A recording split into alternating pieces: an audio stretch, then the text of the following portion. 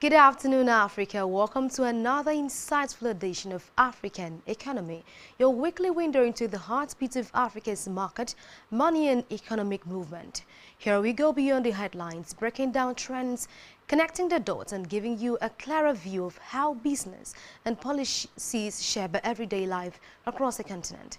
Whether you are business owners seeking opportunities, a young professional staying informed, or simply passionate about Africa's economic story, this is where knowledge meets perspectives. Stay with us. Today's headlines. Today's edition, I beg your pardon, is packed with stories, analysis and conversations that will keep you thinking long after the show ends.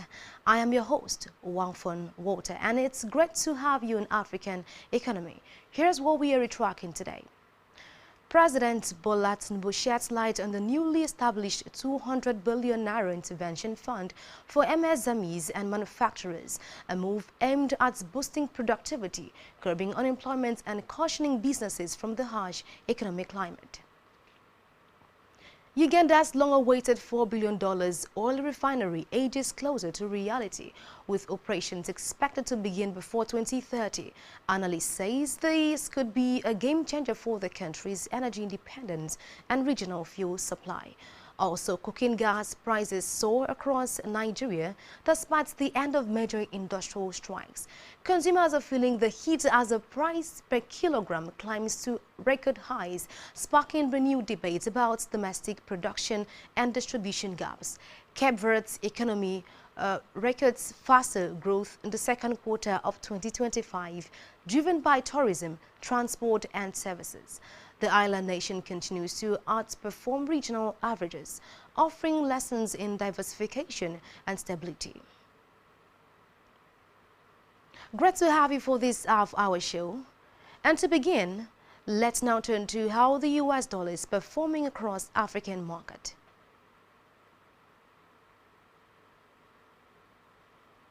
The US dollar against Nigerian naira exchange rate is at 1,468 naira 39 kobo, indicating that the US dollar is falling against the Nigerian naira at 3.860. That is a percentage of 0.26. The US dollar against South African rand is at 17 rand, indicating that the US dollar is falling against the South African rand at 0.0613, and that is a percentage of 0.36. The US dollar against Zambian kwacha is at 22 kwacha per US dollar, which shows that the US dollar is falling against the Zambian kwacha at 0.7400. The US dollar is against the Egyptian pound is at 47 pound per US dollar, indicating that there is no much gain there. The US dollar against Algerian dinar is at 130 dinar, indicating that the US dollar is falling against the Algerian dinar at 0.197. The US dollar against Angolan kwanza is at 918 kwanza, indicating that there is a slight drop, that the US dollar is falling to the Angolan kwanza. What this means is that these exchange rates aren't just numbers. They shape imports costs, trade competitiveness, debts burdens, and the real impact of policy. A weak local currency magnifies the challenge of fuel price increases, external borrowing, and industrial funding. Now to one story that is hitting closer to home.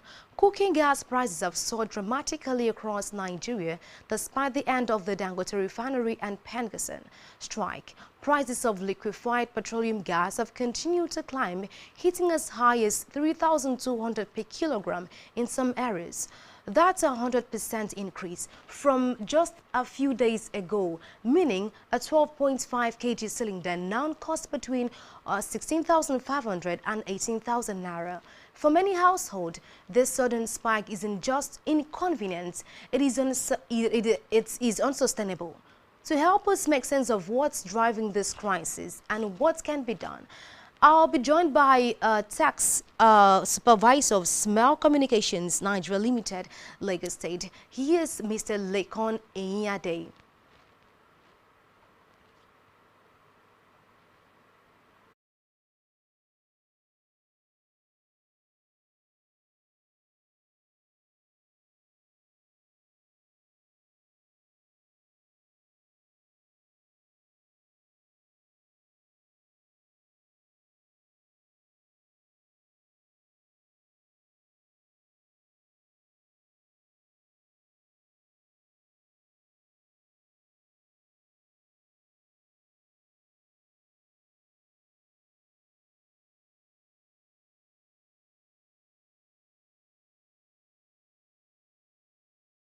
Okay.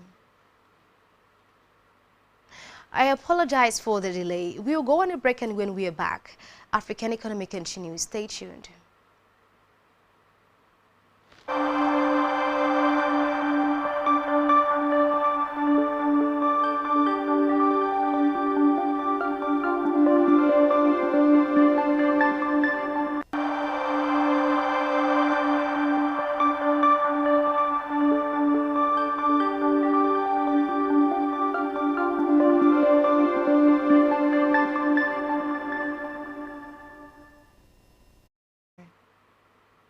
Thank you so much for staying with us. I had told us before we go on a break that there is a hike in gas price. And to help us make sense of what's driving this crisis and what can be done, I'm joined by a tax supervisor who is also an economist, Mr. Lekon Enyade. Welcome to the program, Mr. Lekon. Thank you very much. I'm happy to be here. All right. Despite the end of the Pengassan strike and resumed operations at the Dangote refinery, gas prices are still skyrocketing. From your view, why are prices remaining this high? Is it supply chain disruption or speculative pricing or maybe a weak regulatory control? All right. First of all, supply is tight due to the disruption in production and logistics. The market is quite sensitive, and in economic terms, this could be known as a perfect market, where small changes in supply could also affect prices. Okay. Transport costs as well as middlemen can also play a role in affecting the prices of gas. I hope that explains it. Okay, all right. You know, some experts suggest that Nigeria's dependence on imported LPG is worsening the volatility. Do you think local production, even from facilities like Dangote, is enough to stabilize the market anytime soon? Well, I would say that it's not immediately, but it could actually help in the long run. Basically because of the fact that there are a lot of players in the gas market, and this could always affect the prices.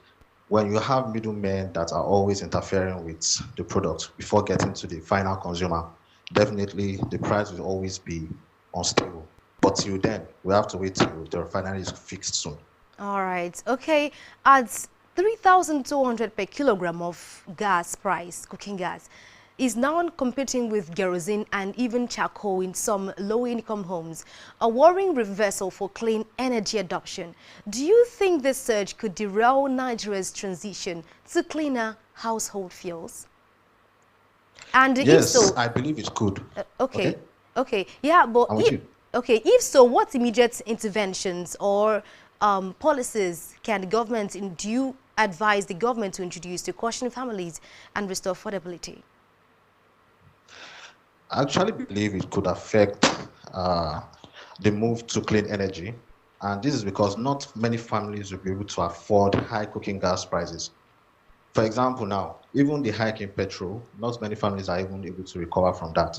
Majority of them are willing to go without light, just to continue their daily activities. So what the government can do is to ensure that the movement between that's the suppliers and the demand should not take too long. Okay. By doing so, they are going to remove a lot of middlemen from the supply chain. They'll just have a single unit that handles distribution from the supplier to the consumer. That's going to help a long way. I just hope the government can do something about it. Let's just be positive. Now, shifting gears to another concern, President Tinubu has unveiled a 200 billion intervention fund to support MSMEs and manufacturers, saying it is part of effort to boost competitiveness and address structural barriers.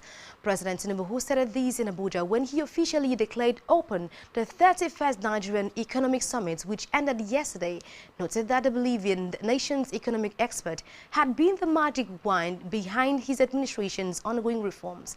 The announcement comes as Nigeria recorded a 4.23% GDP growth in September 2025, a sign of gradual recovery. Mr. Lekon, this 200 billion intervention looks good on paper, but Nigeria has seen similar schemes in the past. with mixed outcomes. How can this truly reach small business owners and not end up trapped in bureaucratic bottlenecks or political capture? Well, I believe that at the end of the day, transparency is important. Transparency in the sense that the funds have to go through the trusted channels. We have been having issues making sure that the beneficiaries are not getting what they deserve. And this is usually caused when we handle things with government offices and not trusted private organizations like microfinance banks. Microfinance banks could actually play a role in ensuring that the beneficiaries could receive what they really deserve.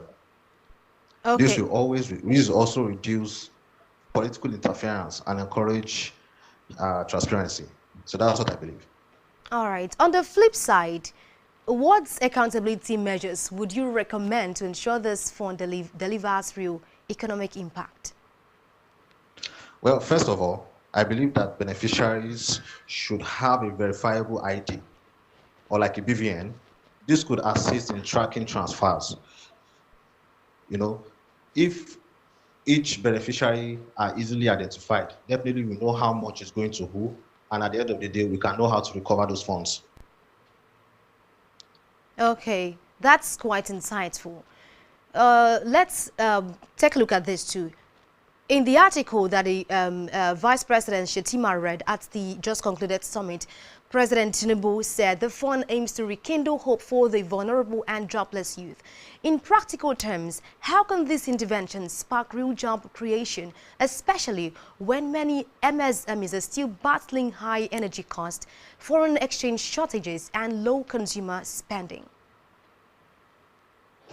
Well, I believe that the manufacturing and agricultural sector could benefit a lot from this funding. They have the capacity to create a lot of jobs for youths. And this is because there is a lot of movement or there's a lot of activities that transforms raw materials into the finished goods. So if young people are engaged in the process of production, definitely it will increase the purchasing power of these young people, and also at the end of the day increase revenue for the government. So if this is done in the right way, it's a win-win situation for those involved. Okay, thank you so much, Mr. Lekon Enyade, for joining us. Thank you very much. I'm happy to be here.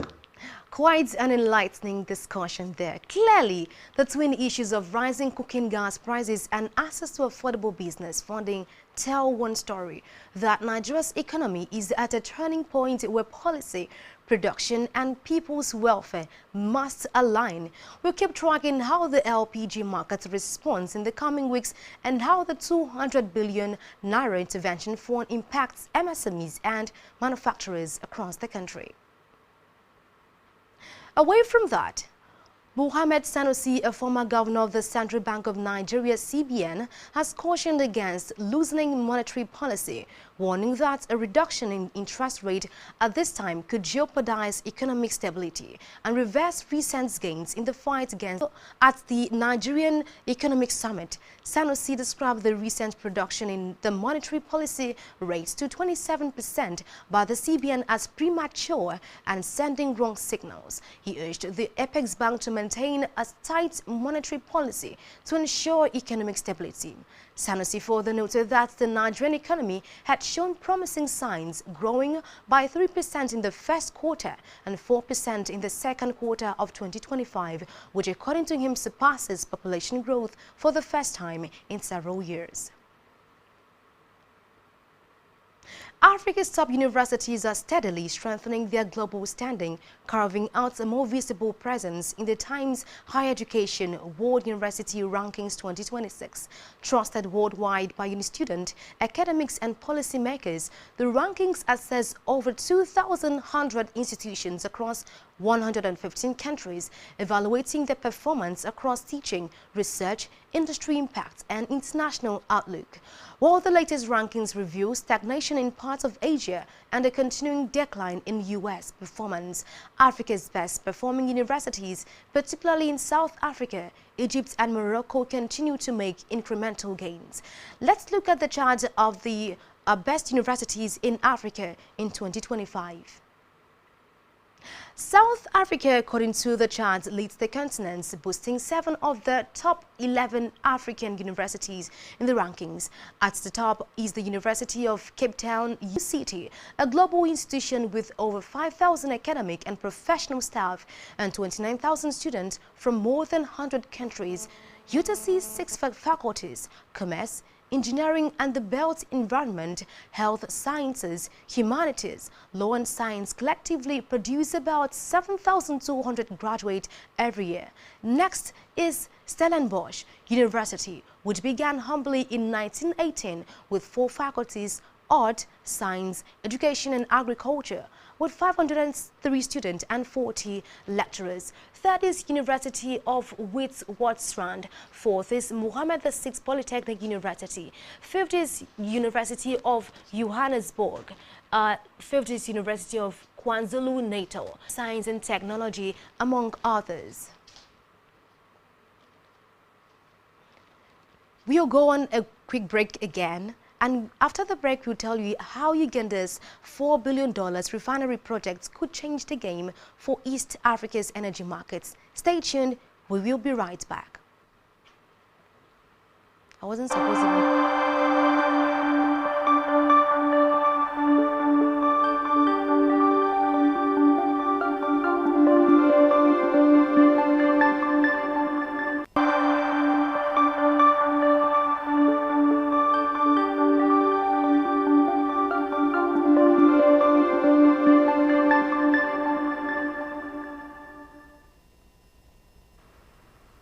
Thank you so much for still staying tuned. This is still African Economy, and I am still your host, Wangfon Water. And now to the rest of the stories. Uganda's long-awaited long refinery project is finally moving closer to reality, with operations expected to commence between the fourth quarter of 2029 and the first quarter of 2030. The project, one of the largest of its kind on the continent, aims to reduce the region's reliance on imported fuel, strengthen domestic energy security, and position Uganda as a key player in Africa's downstream oil sector. According to Michael Nkambo Mugwewa, General Manager of the Uganda Refinery Holding Company, the $4 billion facility will anchor the country's transition from a crude exporter to a refined product hub, part of Africa's wider push to strengthen local refining capacity and reduce reliance on imported fuels.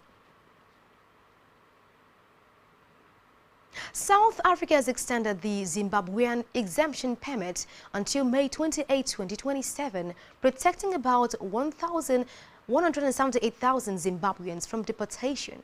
Home Affairs Minister Leon Schreiber said the move allows more time for consultations on a long-term immigration framework. Permit holders will retain full legal status and freedom of movement across South Africa borders. Opposition party Action ASA criticized the extension, calling it a sign of indecision on South Africa's immigration crisis.